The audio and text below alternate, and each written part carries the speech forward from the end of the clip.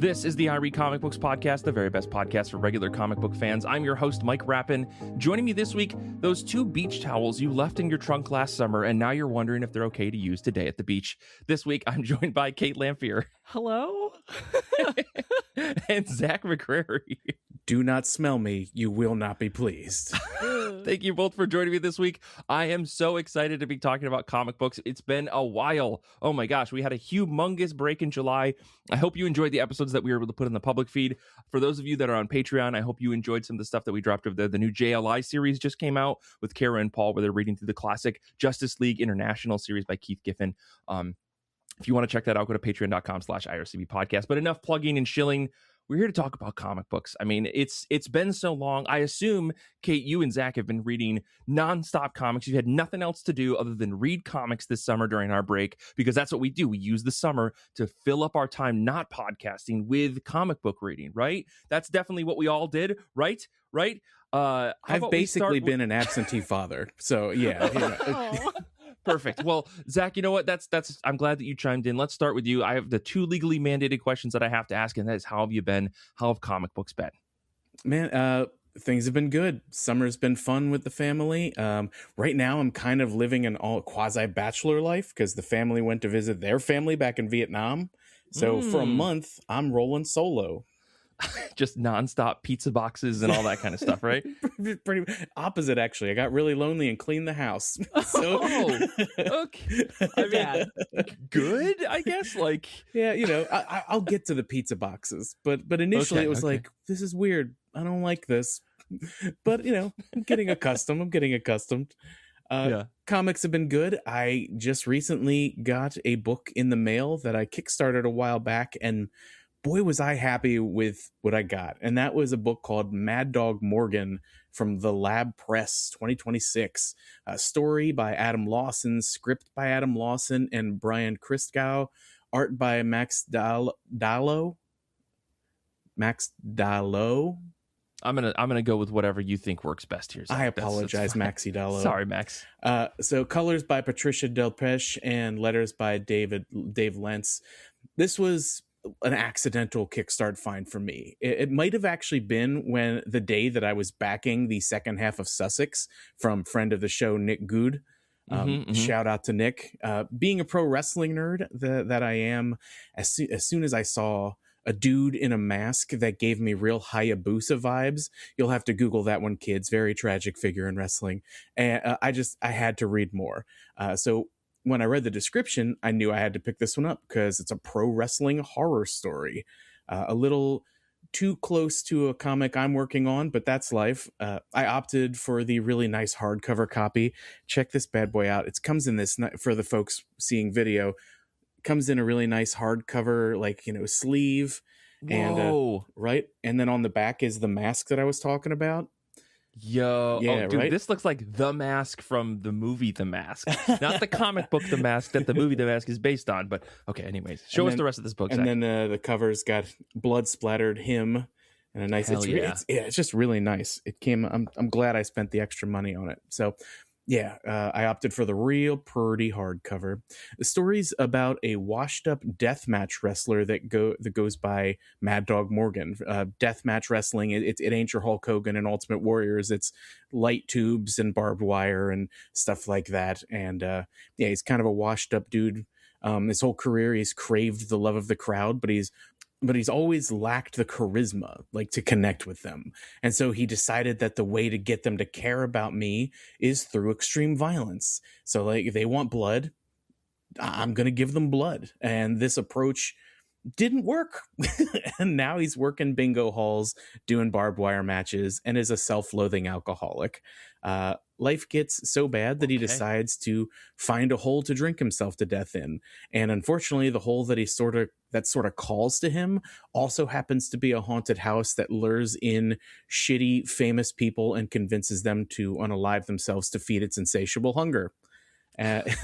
The art of the book, it's just so damn good, and it really fits the story well, both the line work and the colors. It's a beautifully rendered comic, a lot of great detail in every panel. The characters have a slightly toony look to them, like no one looks like they're jumping straight out of the WWE, right?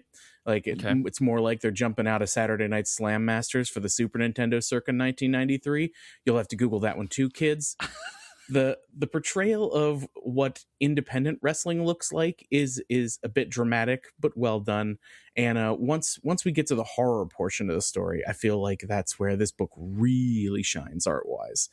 You might hear pro wrestling horror comic and write Mad Dog Morgan off if you're not a wrestling fan, but I feel like that would be a mistake. This is a well done comic with a good story that's easy to follow, and it accomplishes every goal it sets out to hit. Story is about finding your purpose in life and overcoming your struggles. In the process of that, there's a lot of blood, a few gallons of bottom shelf whiskey, and some great action. So I thought it was a good time. Mad Dog Morgan. Dude, this book looks bizarre. First year I was like, oh, it's a wrestling comic, whatever. But like this is like, it's like a horror book. Like, okay, I'm in. I'm totally in. Every preview that I'm seeing of this book, all I can think of is it looks like the art from Chew, but like more refined, which is like maybe like an insult. I don't want to be like that to the Chew creators, but I just am like, I think this book is really drawing me in. I really like it. It's really cool. And like it, Rob Gilroy is his name. Sorry. So whenever I think of wrestling comics now, I can't help but think of Kyle Starks, because when we talked to him on an episode a while back, he was saying how maybe pro wrestling comics aren't the best way to draw an audience. And so like, I feel like this book is going to get overlooked by people just based on the pro wrestlingness of it. But really, like, that's just kind of the opening to who this character is as a person. But the book itself really isn't about wrestling. You know what I mean? Like it's a much more personal, like tragic story of what this guy's been through and the mistakes he's made in his life and how it all kind of comes to a head because of this haunted mansion. So I think people should give it a shot. Yeah, I mean, I've never heard of the Lab Press, but I mean, you said you got this on Kickstarter. Yeah. It looks like this is being sold by Simon & Schuster. So, like, I'm guessing, I don't know, they've got some kind of deal. So that's very exciting. Hopefully I should be able to get a copy of this from my local comic shop. So fingers crossed. Or if not, I will try to find it at like a Barnes and Noble or something. Fingers crossed. Let me know what you think if you find it. Yeah, for sure. Well, Kait, let's move on to you. Let's talk about how you've been, how comic books have been. What's been going on outside of, for the last summer break? You've been doing nothing but reading comics, right? Right. Just like yep, that's it. That's all I've done. No, I've taken a couple of trips up north in Michigan, avoided the smoke from Canada for the most part. Yeah. So it's been a pretty active summer for me. And I've got a couple of other trips that I'm looking forward to soon too.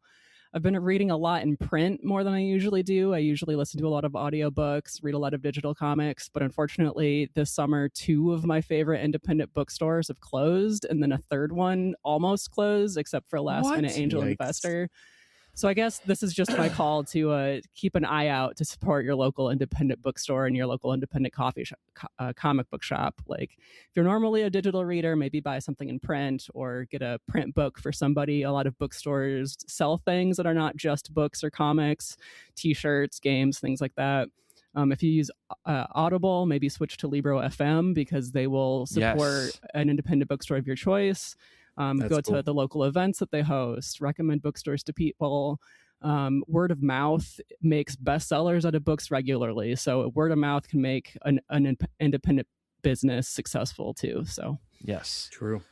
Man, that's so awful. Also, fuck Amazon. Like, honestly, like you don't need to give them money through Audible. It's convenient, but honestly, support your local bookstores. Use bookshop.org. If you're going to buy a physical book from somewhere, use bookshop.org. It'll support a local business every time, so rather than getting things from Amazon or Barnes and Noble or directly from the publisher. Even like if you're trying to help your local bookstore continue to survive, use those independent things like Kait said. I can't agree with that enough.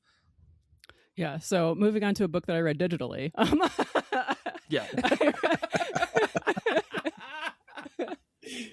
I have been meaning to read this book for a while. It is on Hoopla, so it is at least very accessible. This is called A Girl Called Echo. I read the Omnibus, which is only like 200 and some pages. Don't let the word omnibus scare you away. This is by Katerina Vermette, and this is from Highwater Press. This omnibus is a collection of 4 volumes, and all those individual volumes are also on Hoopla, so you could read this one step at a time if you'd like. A girl called Echo is about a teenager named Echo. Crazy. And she's learning about the history of her people, the Métis, from a variety of sources. If you've never heard of the Métis people, they're a group of mixed ancestry indigenous people in Canada. And as this novel, this graphic novel illustrates, they've been fighting for the right to their own ancestral land for a very long time, which is a story that we're familiar with in the U.S. This includes the omnibus edition of this book includes a very helpful timeline of Métis history, and it like breaks it down so that you just see the bits of the timeline that are relevant to the story at that moment in between each volume. So like there's a lot of history in these timelines, but they break it up for you so that it's not too overwhelming. The story itself is not overwhelming. There are panels that don't even have text in them sometimes. The art is used very well as illustrations for what's going on in the story. And it's written really like economically, I guess. Like, I don't feel like there are any words wasted in here. Everything is like informing the story or informing history. So in this story, Echo's learning about her people's history at school, at home, and then by time traveling. Okay. She visits. Is this like that Christopher Columbus, like they're going to kill Christopher Columbus story, or is this something else? Oh, I don't know that I've read book. that one. I know. That's a different book. Anyway, sorry. So Echo visits different times in Métis history in each volume, and the names of the volumes and also the events that she visits are the Pemmican Wars, the Red River Resistance, the Northwest Resistance, and the Road Allowance era. And every time that she time travels backwards, she meets like a local friend. And every time I was like, okay, you haven't seen this friend in like 3 or 4 years. They have aged. You have not aged because you were just here in your timeline like 4 days ago. And eventually somebody mentions that, wow, you're still young and beautiful, and I'm like 70 years old. An ageless beauty. Wow. Yeah. Like this was like in the back of my mind the entire book, and finally somebody says something about it. Okay, so in A Girl Called Echo, you do see the historical battles on the page, and you see the effects that they have on this teenager. So like heads up, like the art is not super detailed, but you do see like blood and violence and things like that. But this is otherwise pretty like young adult style art. Like it really works for the story though. And I really like her fashion. Like she's got like this very grunge fashion, like denim jacket, baggy pants, but somehow it also makes her kind of blend in to history, like jacket, pants, belt, sash belt kind of thing when she's time traveling. And she doesn't really stand out all that much in history other than occasionally a graphic t-shirt in the 1800s. Okay. She also the book also shows how she's dealing with modern life in ways that are like difficult but also sometimes inspiring. Like her mother seems to be ill and she's adjusting to this new school, but then it also shows her like making friends and bonding with her family over this history, and she gets involved with her community. So as much as you see history in this book, you also are getting this like coming of age YA story. And as much as this is like focused on Métis history, she does go to like this pretty modern, diverse school. There's like a two-spirit or maybe non-binary teacher, a gay straight alliance club. She's got a special needs cousin at home, or cousin, roommate, something like that. A young child in a chair. And A Girl Called Echo wraps up Echo's story pretty nicely, but like obviously Métis history continues on past the last time that we see her time travel, which is like the early 1900s, I want to say.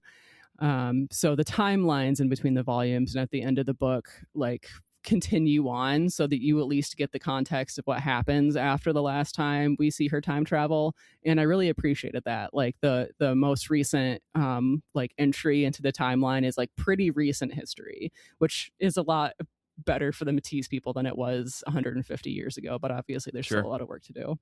But this was like, for being an omnibus edition, this was a pretty quick read. I think that I read this in 2 sittings. And I mentioned that it's on Hoopla, so it's very accessible. Hopefully everybody who's listening has Hoopla. It's a very good resource through your local library.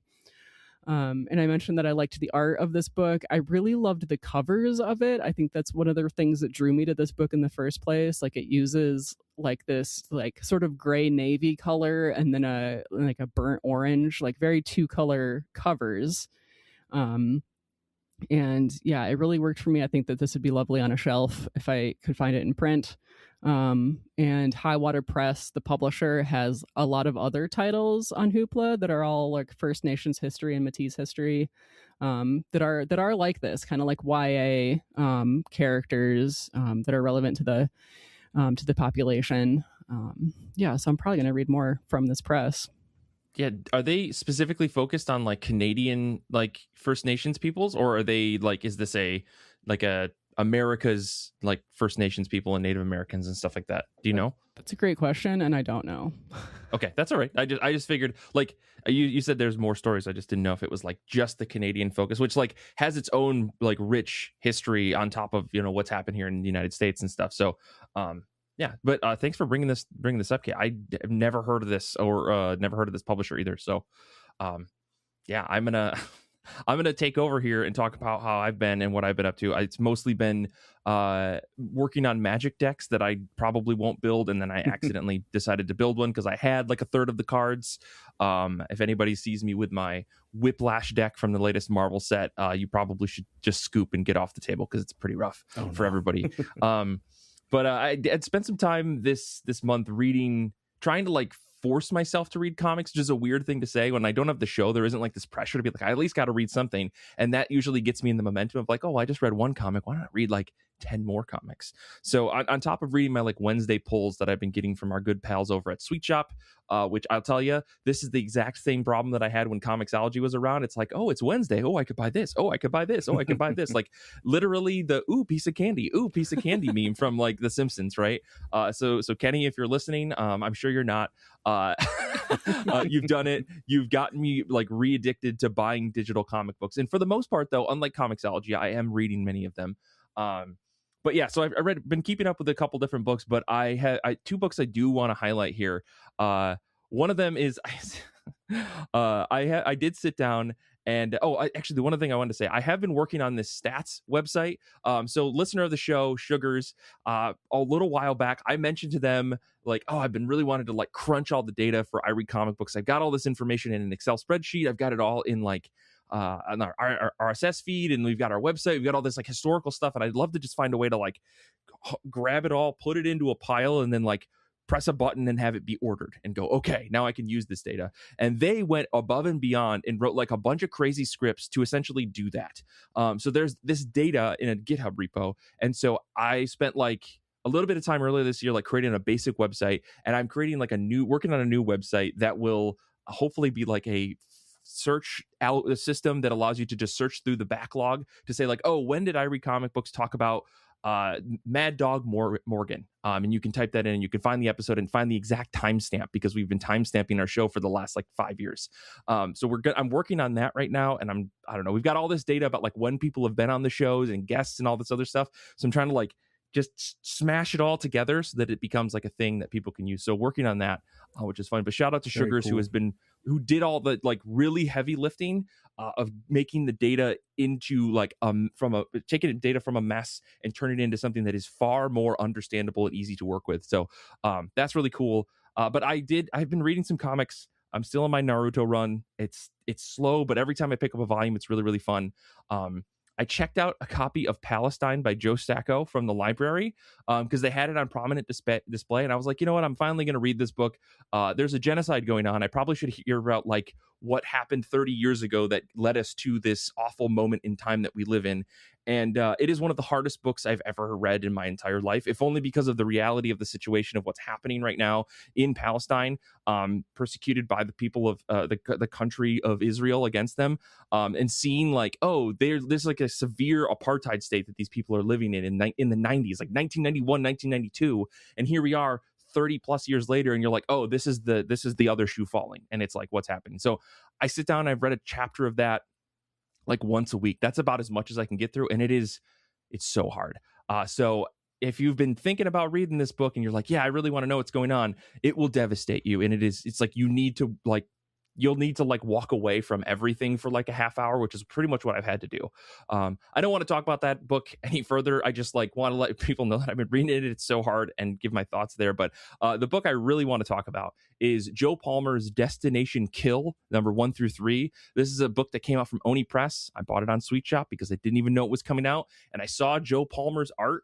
And for anyone who doesn't know Joe Palmer, he's done work on plenty of things, but the book that I recognize him from is Time Before Time. He did like some stints in that book. Time Before Time is maybe one of my favorite Image books that's come out in a very, very long time. And I mean, this is rivaling Department of Truth for me. Like, so for anybody who's a longtime listener, you know that Department of Truth is my number one. Like, I will back this until forever in terms of like how awesome that book is, because it scratches that conspiracy itch with some of the most beautiful art you've ever seen. But Destination Kill is like a cyberpunky future thing, very similar to Time Before Time, which was like time traveling all over the stuff. But the summary of this book is a worker uprising over corporate overgrowth using robots in the 22nd century. Ask the question, who can stop this? And maybe it's these two cops. This feels like propaganda on the surface, where it's like trying to talk about, only the cops could help people, but really it feel like it's more of a story about corporate greed, manipulation, and the extreme end of, quote, maximize profitability above all else in disguise of building something good, where the focus of the story is this one corporation is going to use robots to build this hyper speed rail that's going to, push people across the country and give people out of the city to other places. And really what's happening is it's a way for this company to justify bringing in robots to replace workers and to get rid of unions. Like, and if you look at the world that we live in right now, not to say that AI is replacing us, but right now so many companies are getting rid of their full-time staff and replacing them with contractors in order to justify not paying benefits and not paying full-time hours, and to cut people whenever they want, and to have so much more flexibility, in heavy air quotes, to maximize their own profit.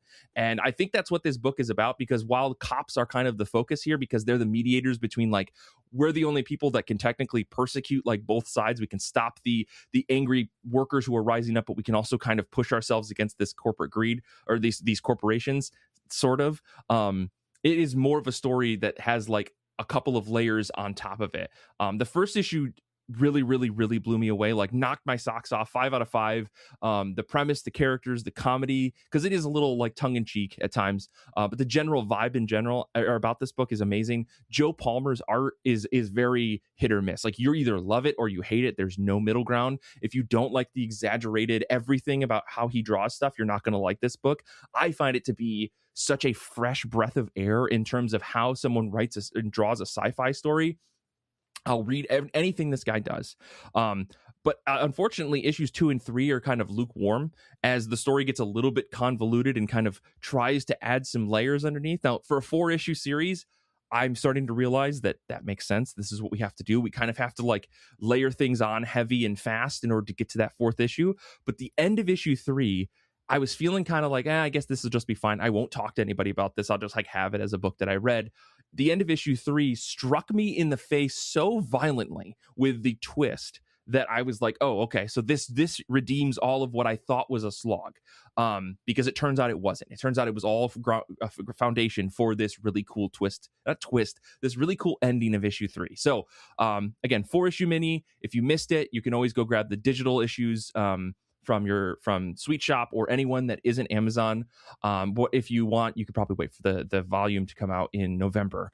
It's a beautiful book. Again, I love Joe Palmer's art, but it's so divisive, I think. So yeah, if you're looking for like a cool cyberpunky-ish, like it feels like late stage capitalism style book, this is it. Destination Kill is fantastic.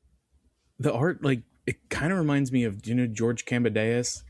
He did the Silverhawks book that came out recently, and he did Super Best Friend. It was a Kickstarter comic I read a while back, but like the art is very similar in vibe, and I totally see what you mean by divisiveness, because I like, just from talking to other readers, you either love or hate Kembadeus' art as well. Like that's the vibe that I've gotten as well. Gotcha.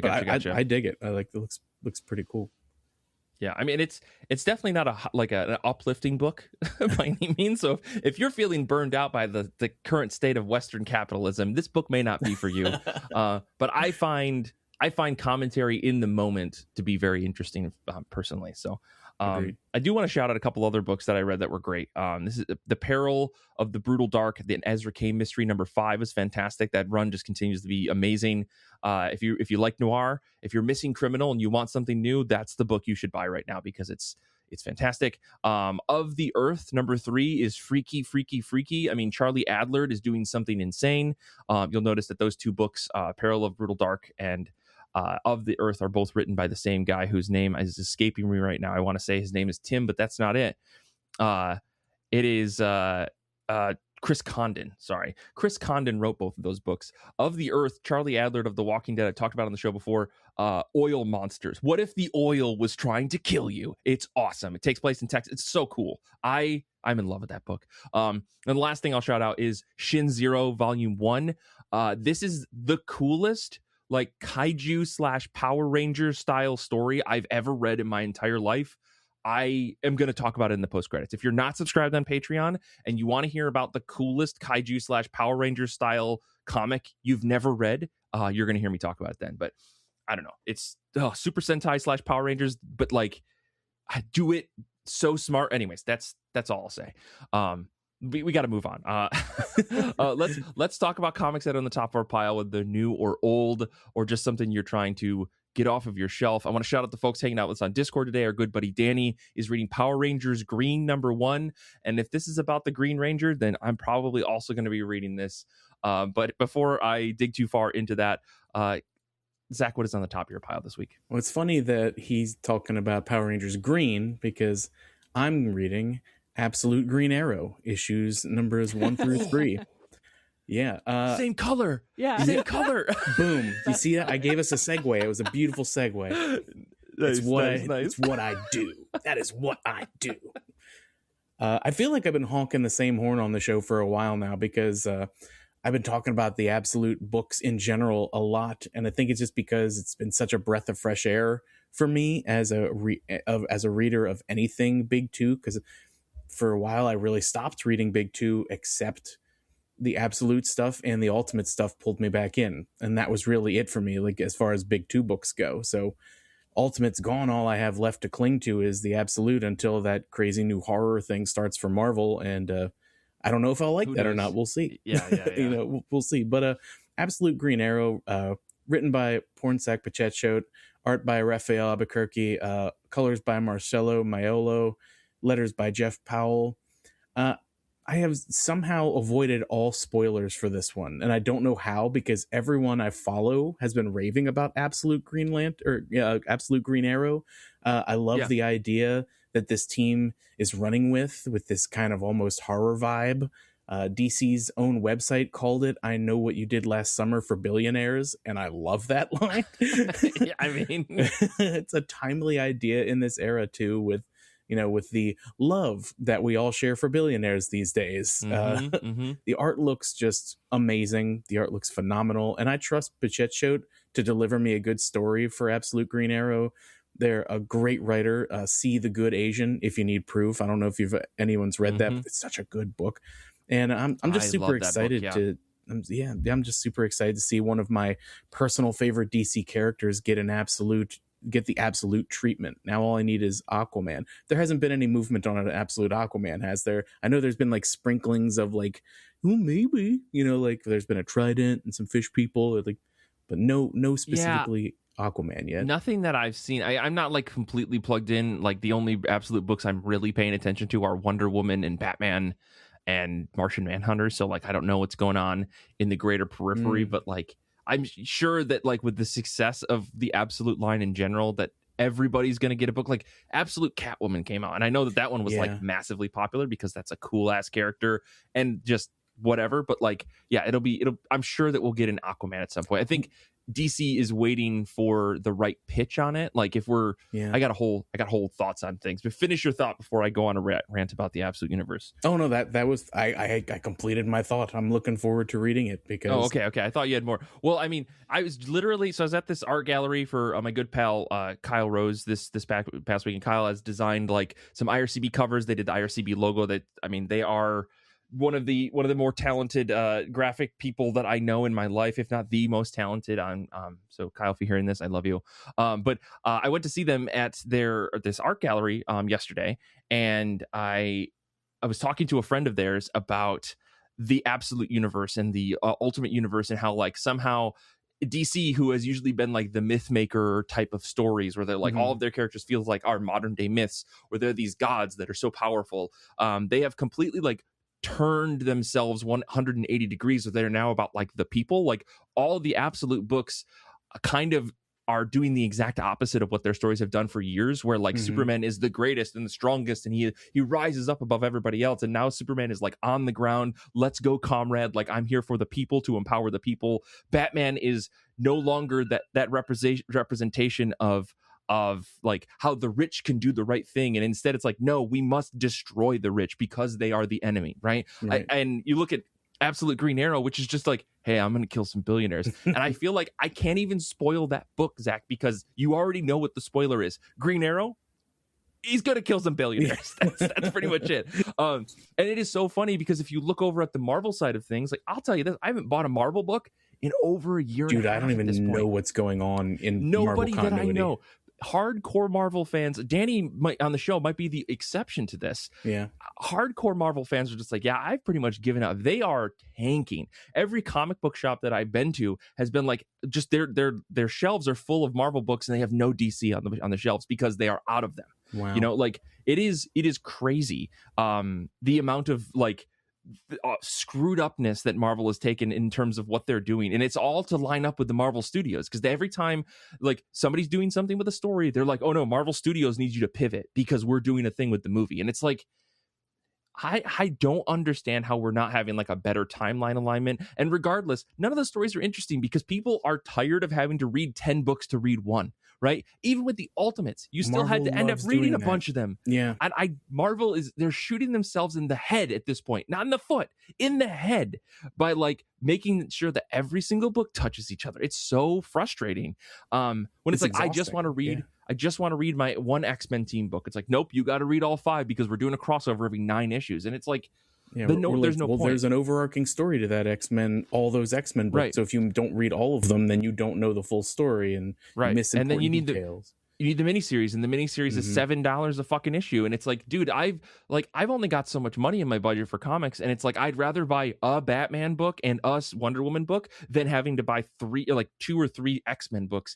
And I love the X-Men. Like I was getting so nostalgic talking to this guy about all the X-Men books that I used to love. And you know, the thing is, I was buying all those crossovers and I have nostalgia for that stuff. But now I'm like, I couldn't even bring myself to even care. Like I genuinely just, like, I love all these characters, but nobody is like, there's no reason for me to have to buy like 5 books just to get a story.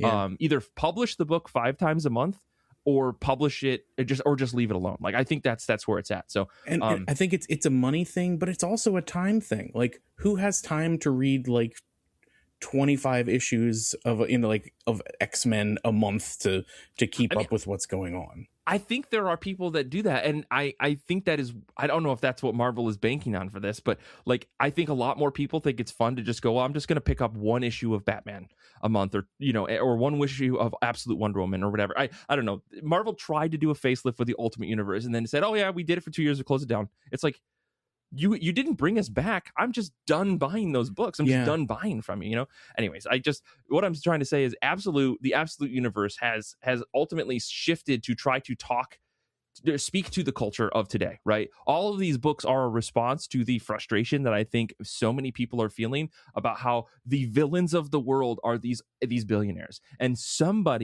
sort of working class hero needs to step up to help us, right? That is what your Green Arrow is. That is what your Batman is. And even when you think about Wonder Woman, because we were trying to talk about, well, how does Wonder Woman fit into this? It's like, you don't have to fit Wonder Woman into it, because she's always been consistently from the ground to the top or to the sky, like the good person. And all Kelly Thompson has done is distill her character perfectly in a way to say, it doesn't matter where you put Wonder Woman, she will always do right, and she will always feel like the same. I don't know. I mean, like with this Wonder Woman, because of dealing with like crazy interdimensional demons and things like that, you could almost say like she is dealing with our existential dread of the future and things that are coming that we can't stop. You know what I mean? Yes, I love that. I love that so much. So all we're saying is, DC, call us. We love you. Anyways, sorry to go so off this. Let me talk about a book. Let me keep talking, I should say. Sorry, Kate. I know you got a book that's on the top of your pile, but I'm gonna keep talking really quick. Book that's on top of my pile this week. I was gonna pick something that was off my shelf, but I saw this book was coming out. This is Chachu #1 by Aman Vellani, art by Mariana Ignazi, colors by Jordi Belair, letters by Lucas Gattoni. The summary of this book is, it's coming out from Image Comics, is Layla is a noir-loving gal living in 1979 who decides to make her way to California to, quote, experience the real world and to connect with her estranged uncle, aka her Chachu. When Layla's aunt goes missing again, she and her uncle must set out to find her while navigating Layla's trip into adulthood and her uncle's past. Now, this book, the name Aman Vellani may ring a bell in your ear, because this is the woman who played Miss Marvel. So in my mind, I initially said, this is another one of those, well, a celebrity thinks they can write a comic, they're just going to come into our world and push everybody around. But the pitch is very good. And honestly, I've actually seen some interviews with Aman Vellani, and she seems like gung-ho about this. Yeah. This doesn't feel like a cash grab. This feels like she's like, I really love comics. I really want to get into this world. So I'm all on board for this. Despite her being Miss Marvel, like, I forgot where I knew the name from when I first saw it. And I was like, what the hell? And then an interview came up on my TikTok feed, and I was like, okay, cool. So all I'm saying is, if it's good, it's because she lucked out, and if it's bad, it's because she's a celebrity in the wrong lane. No, I'm just kidding. That's a joke. I genuinely am very excited to read this. I'm probably actually going to read it later tonight, because our good pals over at Image Comics sent us an advanced copy. I did skim through it when I was looking at this last night, and I was like, this book looks good. It reads like the first couple pages read pretty well. So like, nice. I don't know. Ultimately, this book has three things: great looking art, a really cool mystery at the center, and Jordi Belair on colors. And that is all that I need for a comic book to be like right up my alley. So looking forward to Chachu #1. If it's bad, you'll never hear about it ever again. That's all. I hope that it's good. Yeah. It does sound good. Everything about, like, listen, all of it sounds good, lines up. I'm very pumped about it. I'm not trying to set a higher bar, because that's very unfair of me. I do know that every once in a while we talk about this on the show, where like a celebrity will kind of just pop in. They're like, oh yeah, so-and-so's working on a comic. Like Scott Snyder and man, who played Bane? What's his name? Tom Hardy work on a book. They've been working on a book over at DC or Dark Horse, excuse me. And it is just like the most okayest comic I've read, where I'm like, this is fine. This should have just been a movie. And I'm like, that's what this feels like. That felt like it was like a pitch for a movie that they turned into a comic. Whereas this genuinely feels like a comic. And there's a couple pages where I was like, oh shit, they are flexing on us. This Mariana Ignazi, like, flexing in some of these pages. I'll just say that. Well, that's exactly what it does seem like so many celebrities right now are making comics, or having people make comics for them, and then they're including themselves as the main character to basically create a vehicle for themselves to get a movie deal, to have turned into a movie. It seemed like, but this one, I also saw some interviews, and she's just such a treasure. I love Aman Vellani. She's always so happy and always so passionate about the stuff that she's doing, and it's such a breath of fresh air. And she is absolutely passionate about this book, which makes me really want it to be good. So I'm really excited to read it too. Yeah, I'm definitely going to read through this first issue. Who knows? Maybe it's going to end up on my pull list. We'll see. But yeah, Kate, what's on the top of your pile this week? I picked up a big book from the library. This is called Wake Now in the Fire, a story of censorship, action, love, and hope. And if A Girl Called Echo took me 2 sittings, I don't think this is going to. This looks reasonably large. Yeah.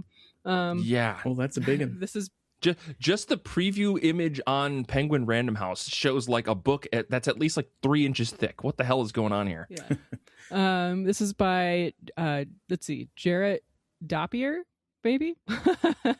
And this is relevant to the fact that we recently lost the creator of Persepolis, unfortunately, Marjane Satrapi.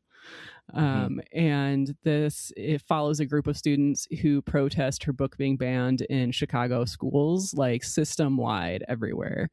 And this is based on a true story. And according to the description, the students organize protests, get everybody that they know to read the book. They talk to the press. They organize walkouts and sit-ins. There's some input from librarians and teachers.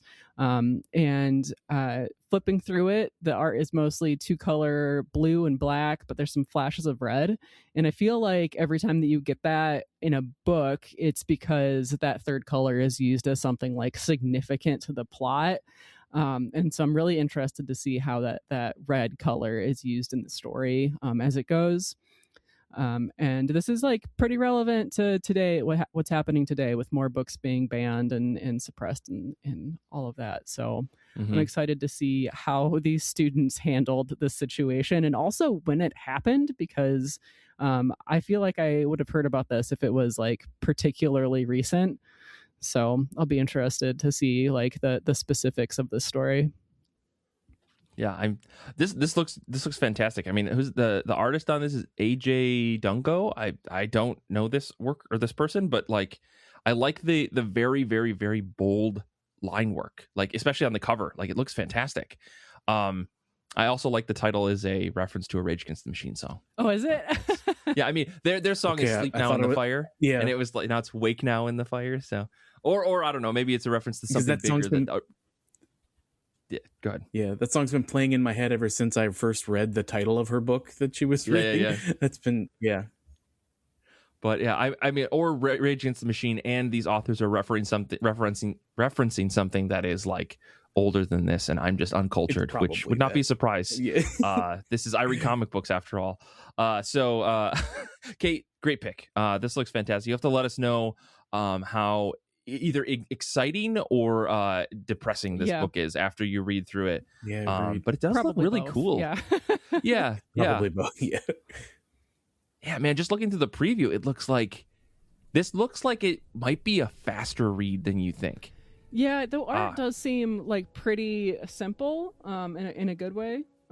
So yeah, like the pages seem like quick. very large, blocky, like panels, and I mean, there's a lot of words on the page, but you know, sometimes a good writer, even when there's a lot of words on the page, it can go fast. You know, like that Palestine book. I'm sorry to bring it up again, but like I'm not sorry, but to bring it up again is like it's interesting. There's so much writing on that book, but like you fly through it because you're like, how does this story keep going after this depressing thing that how is Joe still in Palestine after this horrific thing happened near him? You know, like it's so interesting. It's a very, very, very, very wordy book. Despite that, but I feel like I fly through the chapters, but then I have to, like I said, go for a walk for 30 minutes to, you know, be with my thoughts. But yeah, so let us know. I don't know. Go ahead, Zach. Oh, I was just gonna agree that like sometimes you can have a wordy book, but it all depends on the style of the writer and the style of dialogue that they use. You can just fly through it because it's an easy read, or you get like 90s X-Men where the whole page is covered in words, and sometimes it takes 5 minutes to get through, and I love those, but it does sometimes. Yeah, on a scale from no text to Alan Moore, like this book might sit somewhere in the middle, you know. Well, cool. Well, I guess thank you guys for joining me today. This is a lot of fun being back after so long. I hope we don't sound too rusty, folks out there. Yeah, I'm excited to be back. Next week, we've got a pretty fun show with our good pal Matt Burbridge coming back to talk about his Kickstarter futility. Nice. So I guess to wrap us up here, I want to say thanks to Zach and Kait for joining me today. Thank you to Zander for editing. Thank you to everybody out there listening. You're fantastic human beings. And until next time, comics are good, and so are you.